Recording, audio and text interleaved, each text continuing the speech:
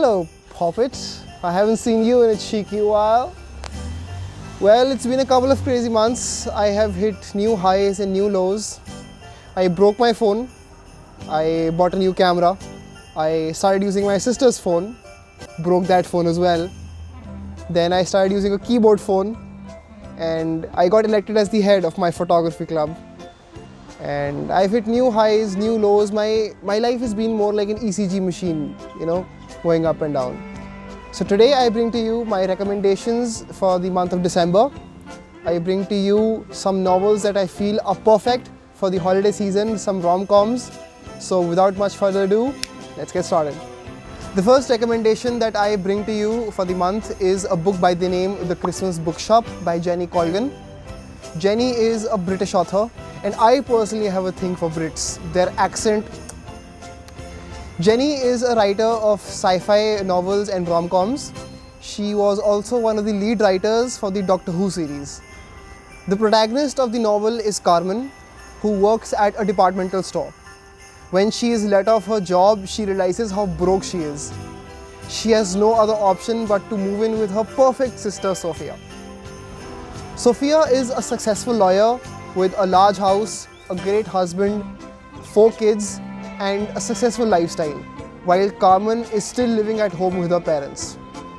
When the store closes, Carmen moves in with Sophia in Edinburgh to help one of her clients turn a ransacked bookstore successful for Christmas. This book is mainly a story of 2 sisters who have to learn how to put their differences aside and meet halfway, but also has a romantic side when Carmen has to choose between 2 very different men. Little did she realize that moving in with her sister would lead her to save a rundown bookstore. Carmen uses her retail experience to help Mr. McReady, the manager of the store, add some warmth and a Christmassy spirit to the bookstore. She also meets a self-help author who she befriends in the store. This book is very well developed and contains flaws that makes it very realistic to the reader. Goodreads.com rated it 4 stars out of 5. I highly recommend The Christmas Bookstore to anybody who is looking for a romantic holiday story. My next recommendation for the month is Pride and Prejudice by Jane Austen.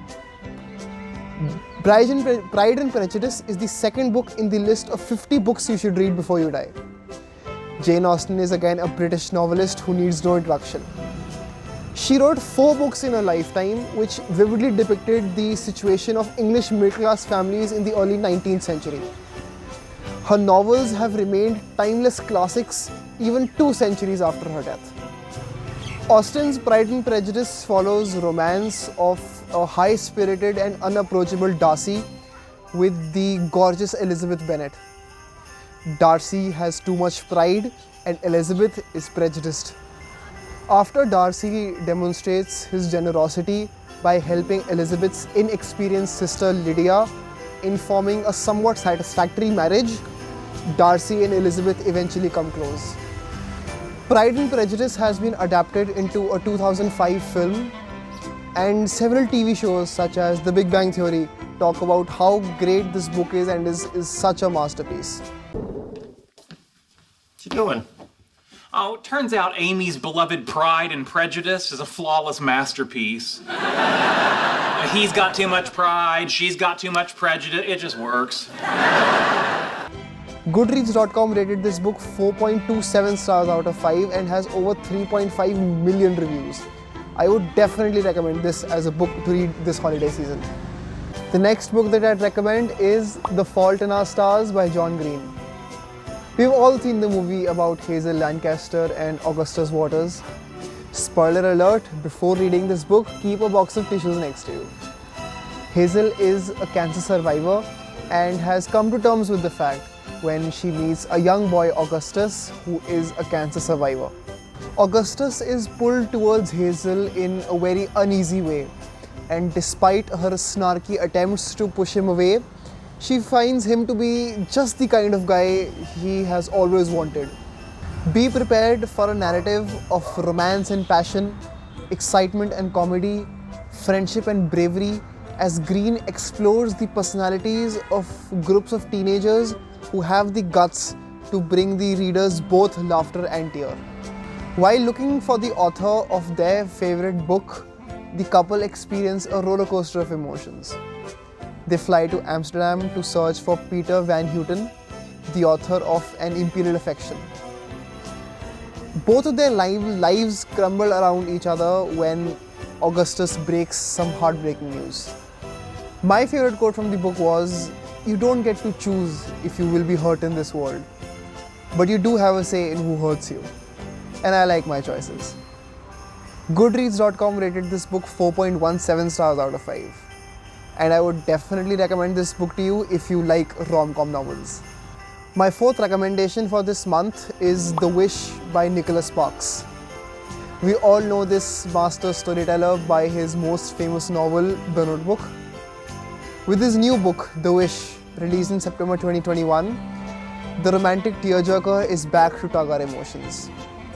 This story gave me the heart-wrenching story I wanted from a Sparks book. 1996 was the year that changed everything for Maggie Dawes because of her pregnancy.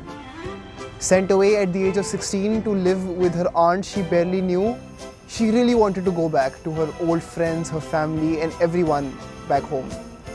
While really wanting to go back, she met this new friend of hers in North Carolina by the name of Bryce Tickett. Handsome, genuine, and newly admitted to West Point, Bryce shows her how much more there is to love than she already knew. And he also introduces her to photography, a passion that becomes a huge part of her life and which most certainly is also the first love of my life. By 2019, Maggie is a renowned travel photographer. She puts up a gallery in New York and photographs remote locations until Christmas when she is diagnosed with skin cancer. With her growing weakness, she finds herself more and more dependent on her new assistant Mark. Maggie now has to face the decisions that have haunted her her entire life. Decisions she wants to undo and moments she wants to relive. Before she can say that, "I want to go back to the winter with Bryce," she stops herself. She asks herself, is this what she really wants?